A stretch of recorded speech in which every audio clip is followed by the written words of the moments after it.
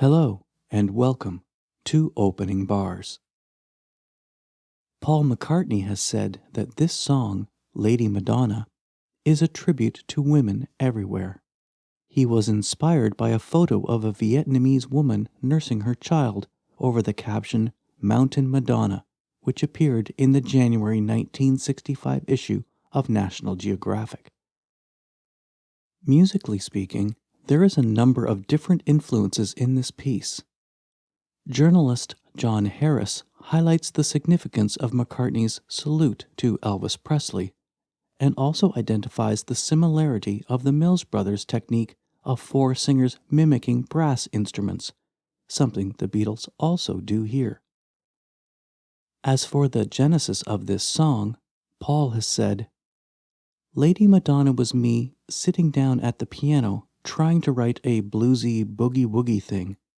I got my left hand doing an arpeggio thing with the chord, an ascending left hand, then a descending right hand.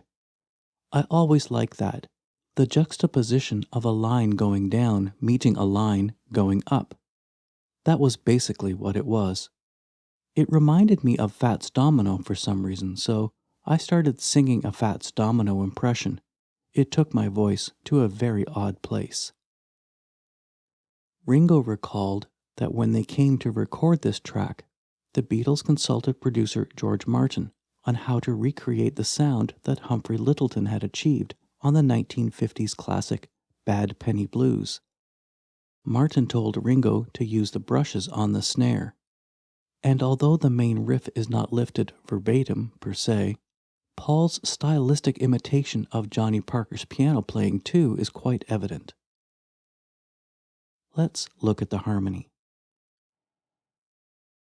We'll use the treble and bass clefs here with a key signature of 3 sharps and a time signature of 4/4. At its heart, the harmonies for this 4-bar riff are simply A major to D major, A to D, A to D, and then an F major, G major, A major.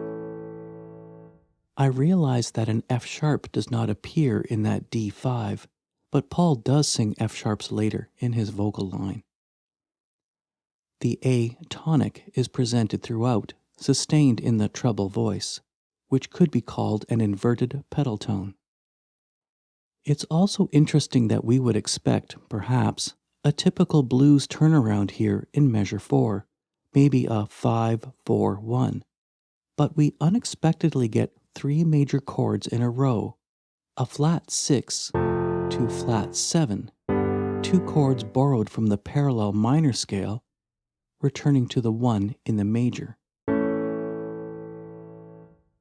Although one might hear this quite readily in pop music today, when music enthusiasts think of this progression, many think of Lady Madonna, or perhaps the so-called Billy Shears cadence from Sgt. Pepper, as the first songs where they prominently heard this distinctive movement.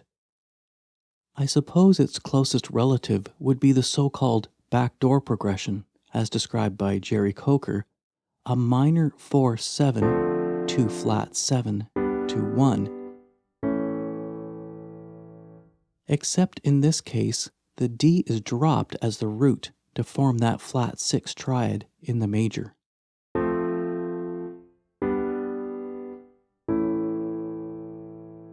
Maybe I'll call it a sliding backdoor cadence.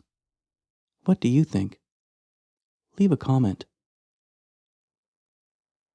If you listen very, very carefully, you will hear that the piano is playing a C natural with the pedal A on that first eighth of beat 1, and a C sharp on the next eighth.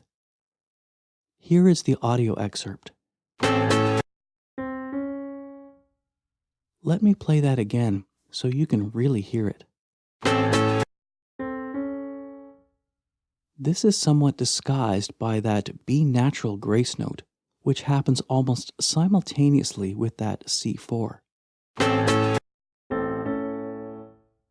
Note that Paul doesn't actually sing along with the piano, opting to sing a C sharp throughout the vocal line in the A major section. It's interesting how he can sing that C sharp crunching against those C naturals in the piano. I suppose that's why so many transcriptions erroneously put a C sharp in the piano at that moment. In fact, when he sings the Ma of Madonna, we hear a C sharp in the left hand, a C natural and A in the right hand, and Paul is singing a B natural, all happening at the same time. Let's look at the rhythm. The left hand is very straightforward, just eighth notes, mostly in alternating octaves, except for the end of measure 4.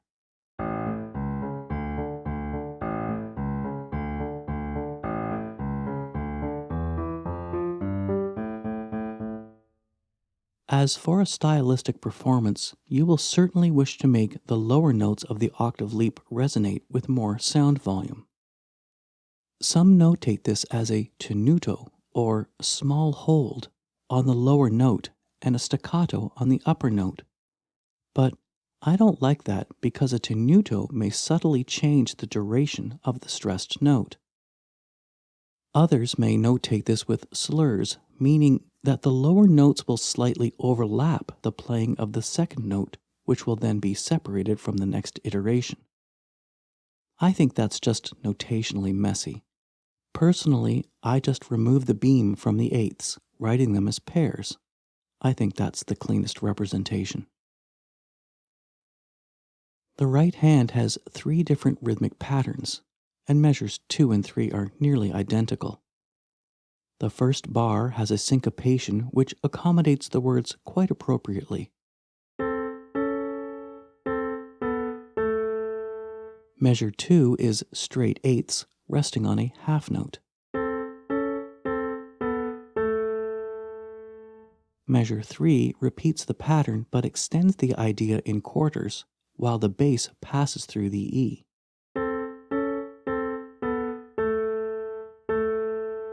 Two straight quarters ending again on a half note.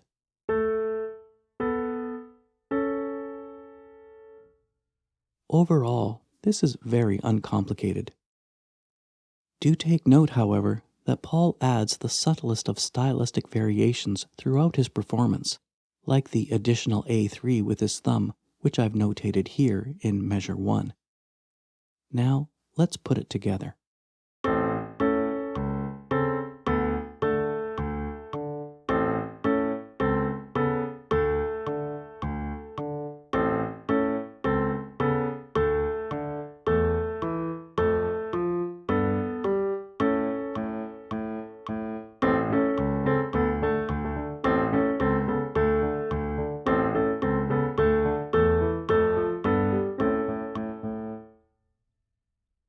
Perhaps we can spend a moment to look at grace notes. These are typically smaller Q-sized notes that are linked via a slur to an adjacent note. In classical music theory, there are 2 basic types of grace notes, the Appoggiatura and the Acciaccatura. The Appoggiatura is an ornamental non-chord tone, generally a tone or semitone above or below a chord tone, played on the beat and resolved to the chord tone. This note is of melodic significance and is often said to evoke a kind of musical yearning.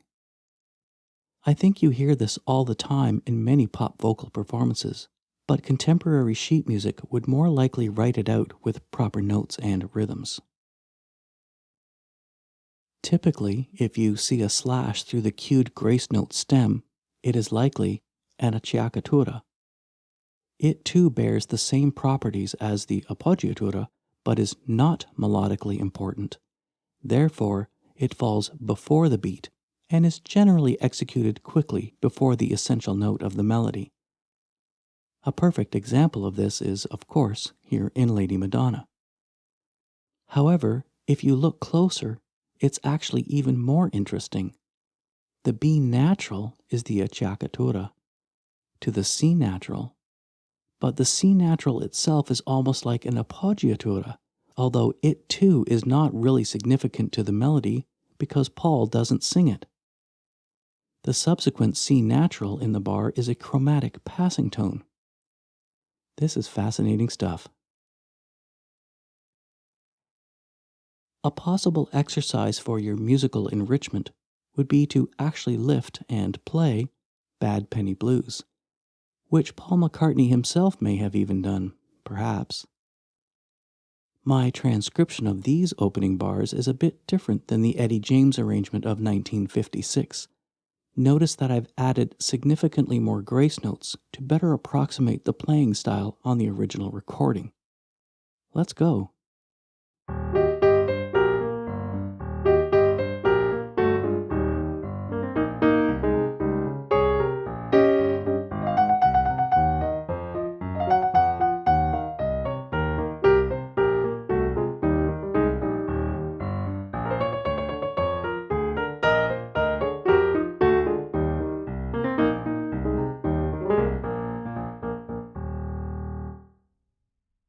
I hope you enjoyed your lesson today. Remember, don't just play notes. Make music. Until next time, thanks for listening.